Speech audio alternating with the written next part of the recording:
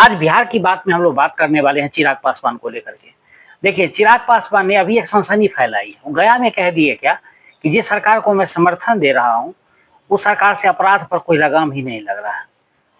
या एक बार उन्होंने ये भी कह दिया कि मुझे शर्म आती है कि ऐसी सरकार को मैं समर्थन दे रहा हूँ। चिराग पासवान पहले से वो अपना नया एजेंडा चला रहे हैं, ये सबको मालूम है। लेकिन फिर भी चिराग पासवान इस कदर आगे बढ़ जाएंगे, ये किसी को एहसास नहीं था। जब नीतीश कुमार से उनकी मुलाकात हुई थी, तो उन्होंने नीतीश कुमार को भरोसा दिया था कि आगे से कोई ऐसा काम नहीं करेंगे जिससे गठबंधन धर्म का जो है वो पालन ना हो। लेकिन वैसा ही कर रहे हैं। एक बात आप समझ लीजिए कि चिराग पासवान की जो मंशा है ना, वो सीधा सीधा सबको सामने सब वो खुल के आ गई। वो चाहते हैं प्रशांत किशोर के साथ जाना, क्योंकि उनको लग रहा है कि प्रशांत किशोर को थोड़ा थोड़ा एज मिलने लगा है। और प्रशांत किशोर इस बात की घोषणा करते हैं कि मैं अगर हमारी पार्टी अगर जीतती है तो मैं मुख्यमंत्री नहीं बनूंगा, किसी और को बनाऊंगा। तो चिराग पासवान को लगता है कि वहां एक ऑप्शन है कि मैं मुख्यमंत्री बन सकता हूँ। जो सत्ता का लोभ है चिराग पासवान का, वो सीधा सीधा सामने आ रहा है। वो मात्र जिसको 20 सीट तक एनडीए ने सीमित कर रखा है, 20 से 25 सीट से ज्यादा नहीं बढ़ते हैं। लोकसभा में 5 सीटों पर चुनाव लड़ते हैं, एक राज्यसभा सीट उनको मिलती है। उस आदमी की मंशा है कि बिहार का चीफ मिनिस्टर बना जाए, चाहे जैसे भी बना जाए।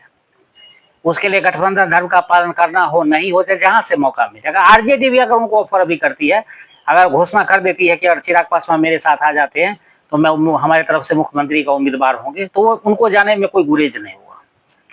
ये बात साबित हो गई है। चिराग पासवान जिस प्रकार से हमला कर रहे हैं, चिराग पासवान जब कैबिनेट में मंत्री हैं तो उन्होंने अपने तरफ से बिहार को क्या दिया है? कोई ऐसी घोषणा, कोई ऐसी नई परियोजना जो आप बता दें कि बिहार को उन्होंने दिया, या देशवासी को ही दे दिया, इसे लगे कि बड़े कैपेबल मंत्री हैं?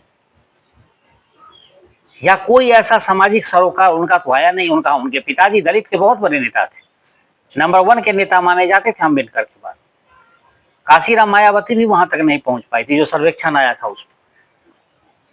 तो रामविलास पासवान का एक अपना कद था, लेकिन चिराग पासवान उन्हीं के कद का फायदा उठा करके उन्हीं के बोए हुए फसल का आज वो फल खा रहे हैं। लेकिन चिराग पासवान को लगता है कि वो जो कर रहे हैं सब सही है। और अब जेडीयू ने कह दिया है कि अगर आपको बिहार की सरकार इतनी ही नाकारी लगती है या बिहार के पुलिस पर आपको भरोसा नहीं है, तो बिहार पुलिस आप सुरक्षा क्यों ले रहे हैं? आप सुरक्षा हटा दीजिए, आपको सुरक्षा नहीं लेनी चाहिए। उसके बाद भी यहाँ फिर जेडीयू ने उनको यही नहीं छोड़ा और लताड़ा और बोला कि आप जहां मर्जी वहां चले जाइए, कोई फर्क नहीं पड़ता है। और इस बार मैं आपको बता दूं, चिराग पासवान में इस बार इतना दम नहीं है कि वो अकेले चुनाव लड़े। जो त्रिकोणीय मुकाबला इस बार बिहार में होने जा रहा है, उसमें चिराग पासवान की अब हैसियत वो नहीं रह गई। पिछली बार वो त्रिकोणीय किए थे, लेकिन इस बार प्रशांत किशोर त्रिकोणीय करने जा रहे हैं। और इसी नफा नुकसान को लेकर के चिराग पासवान इतना हाथ पैर मार रहे हैं कि अगर एनडीओ को मान के चलिए कि अगर कुछ कमी रह जाती है और प्रशांत किशोर अहम भूमिका में आते हैं, तो वहां पर उनको जो है उनकी महत्वाकांक्षा या मनोकामना पूरी हो जाएगी, जो कि संभव मुझे नहीं लग रहा है। क्योंकि प्रशांत किशोर को भी जितना एज मिलना चाहिए, मैं कार्यक्रम में कह चुका हूँ, भीड़ आ जाना और वोट में कन्वर्ट हो जाना, दोनों में अंतर है। तो प्रशांत किशोर का भी इतना अभी वो जिस प्रकार से जब लोगों से बात हो रही है तो वो कहते हैं नहीं, बातें सब कुछ ठीक है, लेकिन अब वो विश्वास कैसे करें, पहली बार है, देखते हैं और क्या करते हैं। ऐसे तो 2-3 साल से बिहार में काम कर रहे हैं।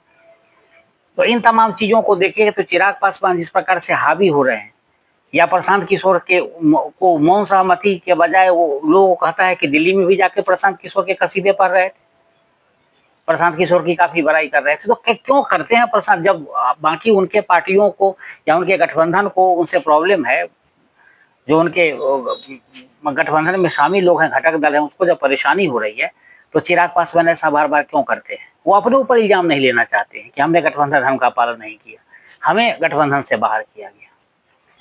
ऐसी घटना होगी तो गठबंधन तो चलेगा नहीं। तो अब देखना है कि चिराग पासवान क्या इन चीजों को करते हैं और इन पर क्या उनका रिएक्शन होता है, ये तो बड़ा ही महत्वपूर्ण होगा। लेकिन इन तमाम चीजों पर जो बीजेपी है उसमें अमित शाह से शिकायत की गई है।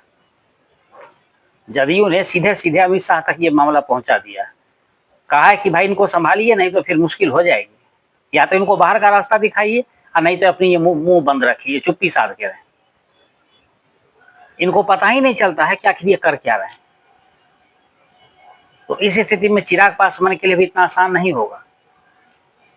और जिस प्रकार की वो भाषा शैली उनकी है, वो उनके लिए परेशानी का सबब बन जाएगी। चिराग पासवान को ये समझना पड़ेगा कि गठबंधन धर्म क्या होता है, चाहे वो किसी भी गठबंधन में रहे, वो आरजेडी के साथ चले जाए, प्रशांत किशोर के साथ चले जाए, लेकिन गठबंधन के प्रति वफादारी होनी चाहिए। ऐसा वो नहीं कर पा रहे हैं और ये चिराग पासवान के लिए बहुत बड़ी समस्या बनने वाली है। अगर एनडीए उनका साथ छोड़ देती है तो प्रशांत किशोर के पास भी अगर जाएंगे तो उनके लिए दिक्कत वाली स्थिति हो जाएगी, क्योंकि मोदी के आने के बाद से लेकर के अब तक रामविलास पासवान की पार्टी हमेशा एनडीए के साथ रही है।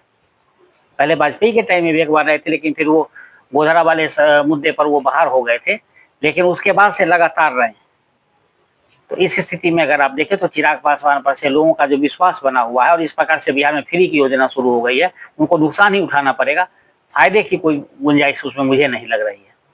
तो अब देखना है कि चिराग पासवान की भाषा शैली बदलती है, मिजाज जो तल्ख तेवर है उसमें कुछ कमी आती है, या वो इसी प्रकार से बनी रहती है और गठबंधन में वो इस प्रकार की अपनी हरकतों के से हरकत अगर करते रहे तो कितने दिनों तक बने रहते हैं, ये देखना होगा।